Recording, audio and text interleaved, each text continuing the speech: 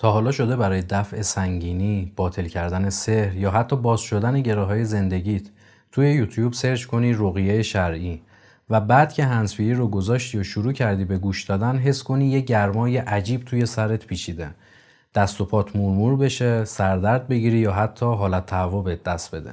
احتمالاً اون لحظه پیش خودت گفتی عالی شد، این نشونه اینه که دعا داره اثر میکنه و جنها دارن میسوزن.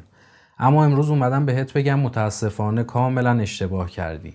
این علائم نشونه شفا نیست. نشونه اینه که افتادی توی یه تله ماورایی بزرگ.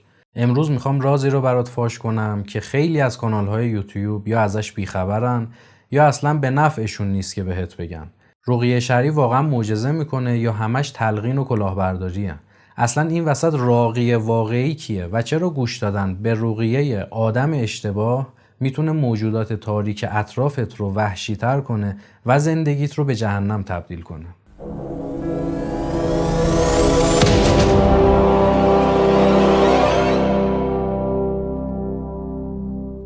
بسم الله الرحمن الرحیم. سلام و عرض ادب خدمت شما دوستان، به کانال خودتون خوش اومدید. من متاترونم و امروز قراره یک بار برای همیشه تومار این بازی‌های خطرناک رو بپیچیم.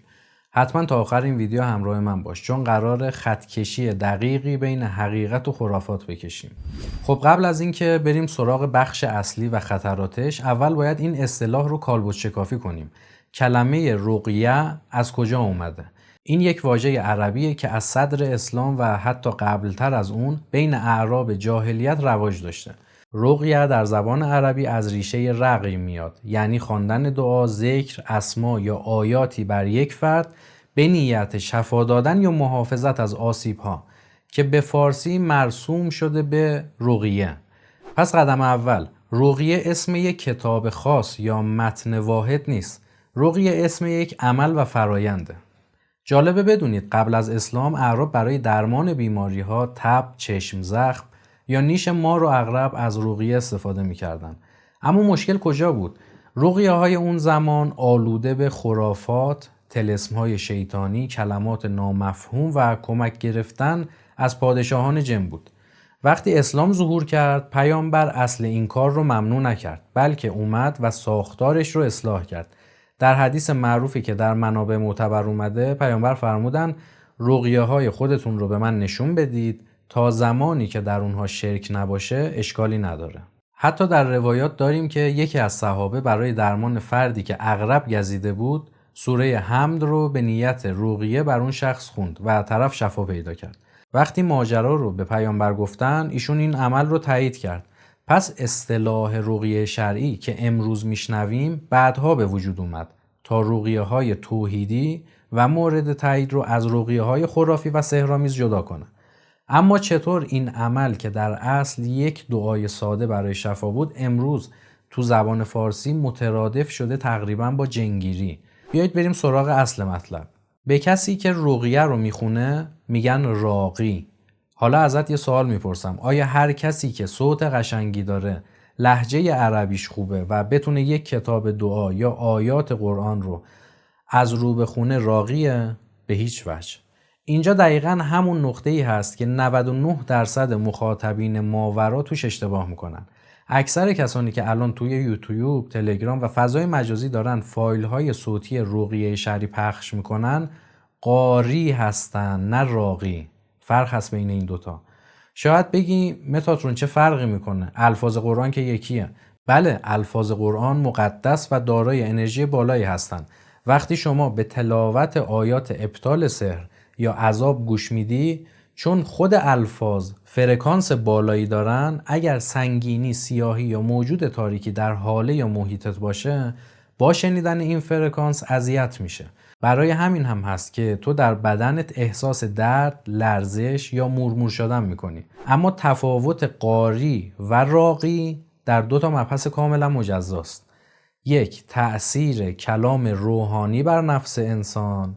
دومی، تأثیر نفس خود انسان بر انسان. یک قاری صرفاً داره الفاظ رو بازخوانی میکنه. اون هیچ تسلطی روی عالم معنا نداره. اون فقط داره اون انرژی تاریک اطراف تو رو عصبانی و اذیت میکنه بدون اینکه توانایی اخراج یا نابود کردنشو داشته باشه. مثل این میمونه که یه دزد مسلح یا یک حیوان وحشی توی خونت باشه و تو به جای این که زنگ بزنی به پلیس با یه چوب کبریت بری جلوش و بدتر وحشیش بکنی. نتیجه چی میشه؟ بعد از قطع شدن صدا اون موجود برای تلافی فشار بیشتری به زندگی، اعصاب و روابط تو میاره. برای همینه که خیلی‌ها میگن رقیه گوش دادم، مشکلم حل نشد که هیچ، 3 تا مشکل دیگه هم بهم اضافه شد. راستی اگه به مباحث ماورایی و علوم غریبه علاقه داری و میخوای پشت پرده این دنیای مرموز رو بدون سانسور بشناسی، همین الان کانال رو سابسکرایب کن و زنگوله رو بزن که ویدیوهای بعدی رو از دست ندی. اما بریم سراغ راقی واقعی. راقی کسیه که واسطه دریافت عاملیت رقیه خوانی شده. یعنی چی؟ یعنی مثل همون مبحث ریاضت برهتیه که قبلا براش ویدیو ساختم و دیدید، این شخص چله ها و ریاضت های خاصی رو گذرونده تا نفس خودش دارای اثر بشه. وقتی یک راقی واقعی رقیه میخونه، قصدش عذاب دادن کورکورانه نیست که. اون به واسطه عملیاتی که داره دقیقا مثل یک جراح ماهر پیوند اون موجود تاریک رو از نفس تو قطع میکنه، اخراجش میکنه و بعدش فضا رو حصار میکنه تا راه بازگشتش بسته بشه. کاری که یک فایل صوتی ضبط شده توی یوتیوب هرگز نمیتونه برات انجام بده. برای اینکه این قدرت نفس و عملیات رو بهتر درک کنید، بذارید یک داستان واقعی از قدیم براتون بگم که شاید بزرگترهای کانال هم شنیده باشن. در گذشته ما پدیده‌ای داشتیم به نام دم و افسون و افسونگری. افسون در واقع ظهور باطنی نفس انسان در قالب کلمات و آواها در عالم ماده بود. قدیم از افسون برای بستن دهان گرگ، درمان نیش مار و عقرب یا رام کردن چارپایان و غیره استفاده می‌کردند. فرض کنید گوسفند یه گله تو بیابون گم می‌شد. چوپان سری خودش رو به یک افسونگر میرسون. افسونگر یکی از گوسفندان باقی مانده رو می آورد، کلمات خاصی رو زیر لب در گوش گوسفند زمزمه می‌کرد و تمام. به واسطه اون افسون تا شعاع چند کیلومتری پوزه و دهان هر گرگی که به گوسفند گم شده میرسید قفل میشد. گرگ نمیتونست دهانش رو باز کنه و حیوان رو بخوره. حتی تو روایت هست که چوپانها وقتی گوسفند رو پیدا میکردن میدیدن گرگ از شدت عصبانیت اینقدر با پنجه به گوسفند ضربه زده که حیوان تلف شده، اما نتونسته گازش بگیره. بعد که گوسفند پیدا میشد، افسونگر دوباره باید ذکر رو میخوند تا اثر عملش از بین بره. حالا نکته اینجاست، اگر چوپان معمولی همون کلمات افسونگر رو تکرار میکرد، دهان گرگ بسته میشد؟ ابداً، چون نفس اون چوپان عملیات نداشت. فرق افسونگر با راقی اینه که اثر کار افسونگر در عالم ماده و ظاهر مشخص بود و کسی نمیتونست کلاهبرداری کنه، اما راقی در عالم باطن و ماورا عمل میکنه که با چشم سر دیده نمیشه و دقیقاً به خاطر همین دیده نشدنه که این روزها 1001 کلاهبردار و کانال فیک پیدا شدن که دارن با روح و روان مردم بازی میکنن. یک سرچ ساده توی اینترنت بکنید با لیست عجیبی مواجه میشید: رقیه جذب ثروت و رزق و روزی، رقیه هوش و حافظه، رقیه بازگشت فوری معشوق. بیاد یک بار برای همیشه با خودمون صادق باشیم.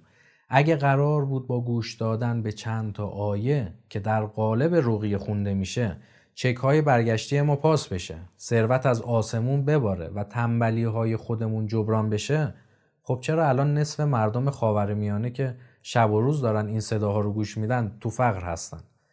ماورا قوانین متقن خودش رو داره.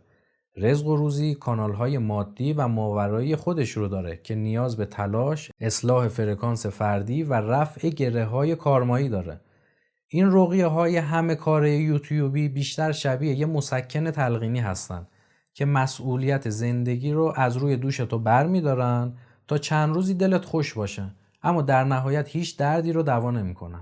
پس خلاصه و لب به کلام متاترون به شما چیه؟ اولا به هیچ عنوان تحت هیچ شرایطی پای صحبت‌ها و مجالس دعانویس‌ها، ساحران، فالگیرها نشینید که تاریکی زندگیتون رو 100 برابر میکنن. ثانیاً به فایل‌های رقیه شرعی کسانی که نمیدونید اصلاً کی هستن، چه انرژی دارن و آیا اصلاً عاملیتی دارن یا نه، این عاملیت مهمترین چیز هست. گوش ندید تا موجودات اطرافتون رو جریح‌تر نکنید. بهترین امن ترین و قوی ترین کاری که هر شخص میتونه برای دفع آسیب های ماورایش انجام بده چیه؟ اینه که خودش دست به کار بشه. خودت باید آستین بالا بزنی، پاکسازی کنی و توی حاله های خودت تولید نور کنی. برای پاکسازی شخصی دستورات درمانی فوق‌العاده‌ای وجود داره که یکی از قوی ترین و بی خطرترین اونها ختم 9 روزه سوره بقره است. این ختم سیستم دفاعی ماورایی بدنت رو به نوعی فعال میکنه. من ویدیو کامل آموزش این ختم و نکاتش رو براتون آماده کردم که لینکش رو در قسمت توضیحات دیسکریپشن همین پایین و این بالا قرار میدم. حتما برید و ببینیدش. اگر هم تمام دستورات پاکسازی رو مو به مو انجام دادی ولی دیدی گره کارت کورتر از این حرفاست، اون زمان میتونی به کانال تلگرام ما بیای و درخواست بررسی ماورایی بدی تا چارت ماوراییت به صورت تخصصی بررسی بشه. لینک کانال تلگرام رو هم پایین همین ویدیو براتون گذاشتم. حالا نوبت شماست. تو کامنت ها برام بنویسید آیا تا حالا تجربه گوش دادن به رقیه شرعی رو داشتید؟ چه علائمی توی بدنتون ظاهر شد؟ آیا بعدش زندگیتون بهتر شد یا بدتر؟ توی لایو بعدی کانال حتما کامنت ها رو میخونم و به تمام سوالات پاسخ میدم. اگه این ویدیو برات مفید بود لایکش کن و برای دوستاتم بفرست تا درگیر این تله ها نشن. در پناه نور، عشق و رحمت الهی باشید. یا علی مدد.